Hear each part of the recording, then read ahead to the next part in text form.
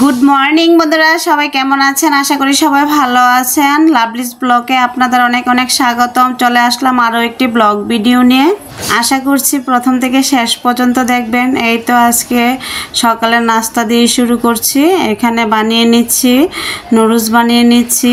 Noodles খেতে আসলে আমার দুই ছেলেই পছন্দ করে, এজন্যই বেশিরভাগই করা হয়। এই তো কথা বলতে বলতে আমার নুডলস হয়ে গেছে। এখন প্লেটে বেড়ে নিচ্ছি সবার জন্য। এখন দিয়ে দিব, আর সসও একটু বেশি করে দিয়েছি আমার দুই ছেলের জন্য। সকালের নাস্তা করা শেষ হয়ে গেলে এখন আমি দুপুর রান্নাটা বসিয়ে দিলাম। এখানে ভেজে নিচ্ছি মাছ, আলুর মধ্যে লবণ আর হলুদ মেখে নিচ্ছে, আর এদিকে ফুলকপির মধ্যেও লবণ হলুদ মেখে নিয়েছে। এখানে ভেজে নিচ্ছি, আলুগুলো লাল লাল করে ভেজে নিব। ভেজে নেওয়ার পরে এখান দিয়ে আবার ফুলকপিগুলো ভেজে নিব। আজকে সবগুলোই একটু ভালো করে ভেজে মাছের ঝোল রান্না করব। এখানে মাছের বড়িগুলোও ভেজে নিচ্ছি আমি। মাছের বড়ি দিয়ে ঝোলটা খেতে আসলে অনেক ভালো লাগে। এই তো সবগুলো আমি ভেজে নিয়েছি। এখন পেঁয়াজ দিয়ে ঝোলটা সম্পাশে বসিয়ে দিলাম। দিয়ে এখন পেঁয়াজটা হয়ে গেলে মশলাটাও দিয়ে আমি একটু কষিয়ে নিব।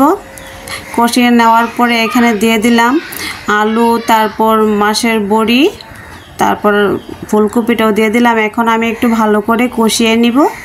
কষিয়ে তারপর ঝোলটা দিয়ে দিলাম। এখন একটু ফুটে এলেই আমি মাছগুলো দিয়ে দিব। এই তো আমি মাছগুলো সবগুলো এক এক করে দিয়ে দিচ্ছি। আরেক চুলায় করে নিচ্ছি মাছের ডিম ভাজি করে নিচ্ছি। পেঁয়াজ কাঁচামরিচ দিয়ে ভালো করে ভাজি করে নিচ্ছি। এই ভাজিটা খেতে অনেক ভালো লাগে। আর এদিকে কথা বলতে বলতে আমার ঝোলটাও প্রায় হয়ে গেছে। আর এই ঝোলটা খেতে কে কে পছন্দ করেন অবশ্যই জানাবেন। আমার শাশুড়ি মা অনেক সুন্দর করে মাছের বড়ি দেয়। এই মাছের বড়িগুলো খেতে অনেক ভালো লাগে।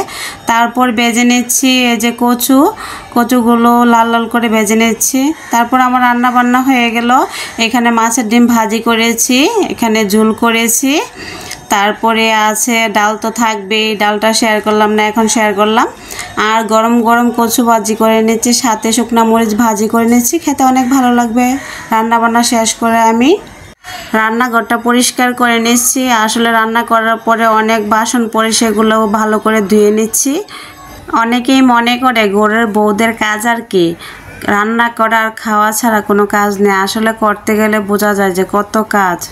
যাই হোক, যে যা বলুক। এই তো আমার বাসন মাজা কমপ্লিট। এখানে আমি চুলাটাও ভালো করে মুছে নিয়েছি। এখন রান্নাগুলোকে ডেকে রাখবো।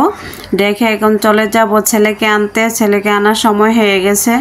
বড় ছেলেকে প্রাইভেট থেকে এনেই সবাই একসাথে বসে খেয়ে নিব। অনেক কিছুই তো শেয়ার করলাম ভিডিওটাতে। জানি না ভিডিওটা কেমন হয়েছে। যদি ভালো লেগে থাকে অবশ্যই লাইক কমেন্ট শেয়ার করে আমার পাশেই থাকবেন। ধন্যবাদ সবাইকে। Bye bye, tata.